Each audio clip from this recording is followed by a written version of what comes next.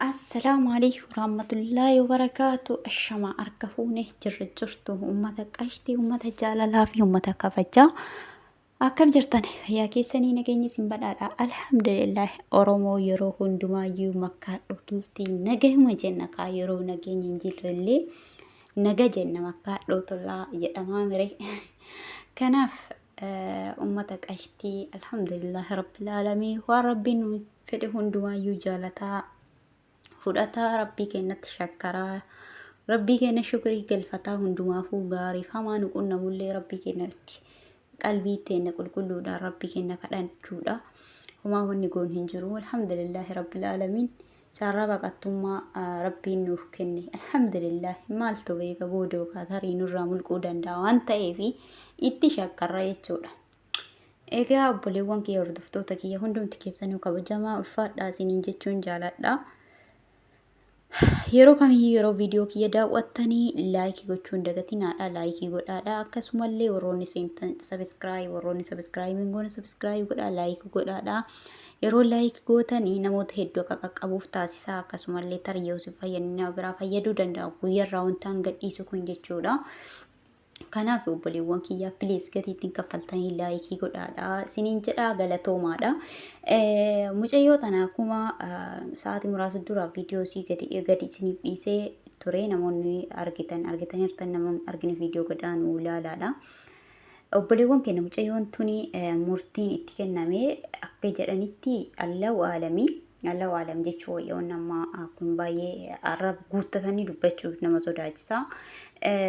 Kun chaansiin isii guyyaa 4 qofa qabdi jedhanii maatiin mucattii isiin ajjeestee immoo gumaa gaafatanii nabsee isii osoo hin taane gumaa gaafatanii garuu ammoo birriin gumaa kuni riyaala Saudi Arabiyaa miliyoona 2 kan gaafatame. Gumaa warri kan qabatee miliyoona 2 jechuudha.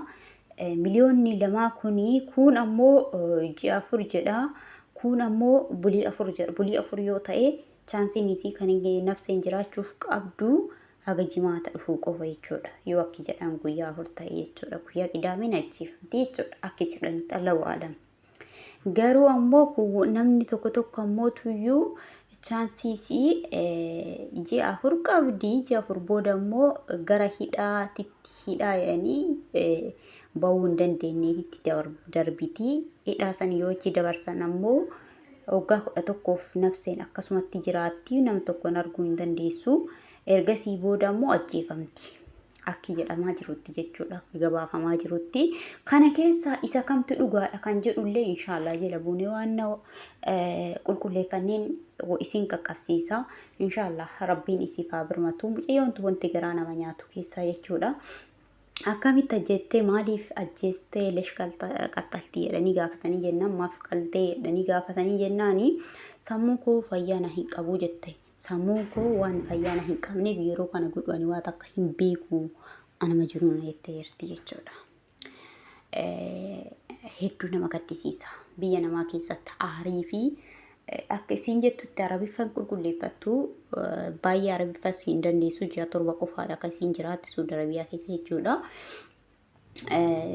Arabiffa baay'een qulqulleessitu gara biyyaa nagalchi jedheeni jennaani singalchu jettii natti fakkaata. Arabiffi isii hin caccabaadha yaani siif hin galu.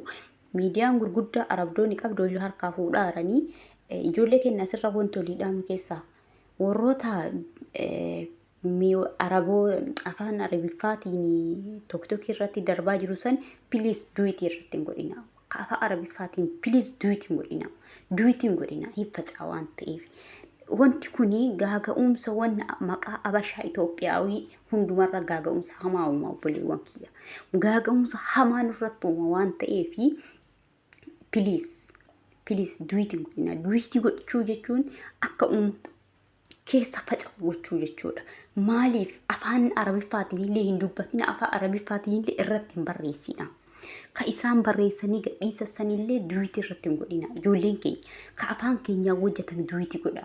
Ka qarqaarsa isiitii tumsa isiitii fi hojjetamaa jiru kanarra duwitii godha. Tokko irratti malee ka afaan arabiffaatiin hojjetu duwitii irratti hin godhina. Please bilis uummata keenya dhiibbaa ijoollee keenya mana madaamii mataa kiyarraa jalqabee hunda keenyarra dhiibbaa geggeessa waan ta'eef wanni kun dhiibbaa geggeessa sila ta'eef jechuudha. Deddeebi'ee jira. Takkaffaa karaa Sumaaleeti akkuma yaadattan dhiyeenya kana hin yaadattanii biyaansi ji'a 5 waan ga'e natti fakkaatu. Mubaarak kadhataa ture hin yaadattan.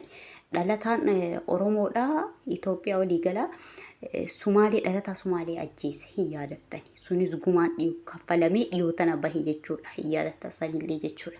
Karaa Sumaalee kanaa deddeebi'ee jira. Ani ammoo karaa kasanillee uummata keenya achi keessa jiru baay'ee sodaadha. Wanni kun hamaadha. Uummata karaa Sumaaleetiin illee uummata keenya masaakiin achi keessa baqatee jiru sodaadha. Karaa biyyoota Arabaatiin illee mataa koo irraa jalqabee hunda keenya irratti gaaga'umsa hamaa wanti kun. Kanaaf jennaani obboleewwan kiyya qaraa fayyaa ka fayyaa qabuunu fayyaa hin qabduunu jedhan. Ka fayyaa qabnutu fayyaa qabnuunu fayyaa hin qabduunu jedhan. Ormi golhaati ormaa jechuudha haadhi buddeenaa. Kanaa jennaan ka fayyaa hin qabne caafii kana qabata sallamaa jechuudha. Obboleewwan kee wanni kun deddeebi'aa dhufaa jira jechuudha. Hin yaadattani. Wanti kun deddeebi'ee nurratti dhufaa jira jechuudha. Karaaf Rabbi nu haa tiksu hunduma keenya iyyuu Rabbiin isinis haa tiksu bakka jirtanitti ija rahmata ofiitii isin haa ilaalu. Awwanni gadi jabeessee isiniidhaan barbaadu piliis tokkokkii irra duwitiin godhina kaafa Arabaatiin jirru jette. Duwitiin godhina ijoollee keenya ka duwiiti godhu irratti illee yoo argitanii walitti gorsaa walitti himaa akka beektanii walitti siqaa koomentiin kaasi jedhaanii. Ijoollee duwiiti godhu jechuudha. Warroota Arabdoonni miidiyaan isaanii wal harkaa butee akka malee gabaasaa jechuudha. Waa'ee mucayyoo tanaa jechuudha. Miidiyaan hundi isaa isuma keessaa muree fiduu wallaalle maaliifi maatiin kun chaanaala kana kennu maatii isaanii ijoollee isaanii na hordofan waan ta'eef fedhu jechuudha akka isaan arganii. Kanaa jennaani piliis obboleewwan kiyya wal jila karaa Arabiffaatiin illee kan Arabiffaan gabaafamu fiddanii irratti hojjetina akkasumallee duwiitiillee hin godhina sheeriillee hin godhina warra ijoollee keenya kan duwiiti irra godhullee argitanii koomentii jala kaasii jedhaanii barreessaa akka walii beektan wal kaasisaa irraa ol qusadhaa Rabbiin nu haa tiksu qarallee tiksee hadhaan nu gahe rabbu waan ta'eef amma ta'asaa asii achillee tikseen kenna rabbumaa. Inshallah Rabbiin keerii nu haa dhageessisu obboleettii teenya Rabbiin birmatee fi dukkana isaa keessaa baasee namni kun mucayyoon tuni takkaffaa nama sammuu fayyaa hin qabnedha. Lammaffaa harkisii dhiigaadha. Dhiigni kunis taan caalaa itti ol dabarsa malee taan caalaa sammuu isii hiika malee taan caalaa sammuu isii over godhaa deema malee irraa gadi hin qannasu jechuudha. Namni harka dhiigaa ni beektan akkam akka ta'u jechuudha. Yoo fiillee arguu baata obboleewwan kiyya ni argitan ta'a namoota harka dhiigaa jechuun baay'ee badaadha. Hamma mucayyoon tun hamma danuun kun irraa xumuramee gumaan kun irraa kaffalamee harki isii qulqullaa'utti warri sun garaadha qulqulluun dhiifama isii godhee isii qulqullaa'uufitti jechuudha. Sammuu isii tasgabbiin argatu caantaala hiikkataa deema malee homata akka danda'anni isiin argattu hin jiru jechuudha. Isiin duute sun irra wayyaadha isii tanarra. Isiin duute tuni irra wayyaadha jechuudha. Hirraftu silaa namni sammuu fayyaa hin qabne iddoo isaa boqatu ga'uu qaba. Iddoo hocaa, iddoo dhiphinnaa, iddoo dukkanaa silaa iddoo sammuu isaa yoo iji isaa waan gaarii argite sammuu isaa itti boqatu, sammuu isaa xiqqoo itti hiikkataa qilleensa jijjiiramatti argataa deemu taa'uu qaba ture. Garuu ammoo isiin affannaa hin taane seentee jirti jechuudha. Wanti isii amma keessa seentu kuni mataa isaatuyyuu dhukkuba guddaadha jechuudha. Dhukkuba sammuu irraan dhukkuba fidhatteerti jechuudha. Ittiin teenyuutunii jechuudha. Rabbiin isiif haa birmatu, Rabbi isii bira haa jiraatu. Inshaallah Rabbiin birmatee fi sabnis birmatee fi gumaa kanarraa kaffalee nama gara biyya ofii galee fayyaalamee fayyu Rabbiin isii haa taasisu. Hedduu nama gaddisiisaa, hedduu nama rifachiisaa. Harmee haati isii yoo argitan akka isiin boottu haadha isiitii fi abbaan isii jechuudha. Wallaahi akka isaa itti boohan laalee hafuura ol baafachuuf gaddeeffachuu dadhabee jechuudha. Obboleewwan kiyya hunduu keessanii piliis akka amantaa keessaniitiin Rabbi kadhadhaa fi du'aahii godhaa fi kadhannaa godhaa fi kan musliima salaata shanarra hin dagatina. Obboleettiin tuni amantaanis ta'e dhiigaanis ta'e nurraa haqa qabdu waan ta'eef Rabbiin isii haa furu inshaallah hin danda'a. Ni yaadatta yoo ta'e mucaa tokkollee Suudi Arabiyaa ma keessatti nama ajjeesee hoggoota hedduuf hidhaa baasanii osoo ajjeesuuf deemaniin arabdichi tokko arge. Seenaa sahii yaadata miidiyaa kanarra deemaa ture asii jibtamaa ture. Arabdichi tokko argee maalii jedhee itti achi siqee gaafate. Gaafatu nama ajjeesee hoggoota dheeraaf hidhamee ture har'a guyyaa dhumaa isaa har'a ajjeefamuu hedaa jedhaniin arabdicha saniin jechuudha. Namoonni tarii argitan jiraachuu danda'a. Ajjeefamuu hedaa jedhaniin mee ilaala rabbi sababaa'uu namaa godhu. Arabaa bara. Arabumatuyyuu warroota poolisoota guyyaa isaa xumuratee hidhanii namatti dhiyaatu dhabanii irra innaan Itoophiyaawidha beekaa. Dheenyuma kana ajjeesuuf osoo isaan deemanii guyyaan xumuramee arabdichitti goree argee maal jedhee hubatee achuma booda dhaabadha hedheeni abbaa qabeenyaa Dubaayii hin beektanii Amiira Dubaayii jechuudha. Ilma mootummaa biyya kanaa kan du'e sanatti fakkaatu dogongoruu baadhee warra beektan komantii eelannaa barreessaa. Amiira biyya kanaa jechuudha.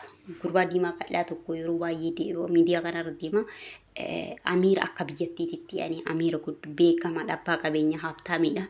Itti bilbilee arabditti maal jedheen keerii dalagachuu heddaa jedheen. Amiira Dubaayii kanatti bilbilee jechuudha Suudi Arabiyaarra. Maal jennaan kinoo nama har'a nafsee isaa baasuuf deeman kana nafsee isaa oolchii keerii tana bitadhuu qilleensarra dafii bitadhu jedhani. Yooma sanii miliyoona tokko tuqaa meeqa buusee Amiirri biyya kanaa jechuudha akkasi keerii argate jechuudha. Akka islaamaatitti nafsee tokko du'arraa oolchite yoo du'arraa oolchite ajirii isii lakkaa'amtee dhumtu jechuudha akka amantaa keenyaatitti. Kanaaf jennaan obboleewwan kiyya hundumti keessaniyyuu piliis sagalee ta'aafi yoo waan gootanii dhabdan piliis sagalee ta'aafi yoo waan qarqaaruu dandeessan taate itti dhiyaadhaa qarqaaraa dhiiga keenya lammii keenya jechuudha. Kanaaf hundumti keessanii hundaa olitti kan isinirra barbaadu du'aayidha. Hundaa olitti kan isinirra barbaadu du'aayidha. Amaanaa isin ta'u du'aayii godhaafi akkuma isiniin jedhe tokko irra ijoolleen keenya duwiitii godhaa jiranii piliis walitti isaa jala deema. Warroota Arabaan wannaan akbaar afaan Arabaatiin hojjetame duwiitii gochuurraa kan qusatan.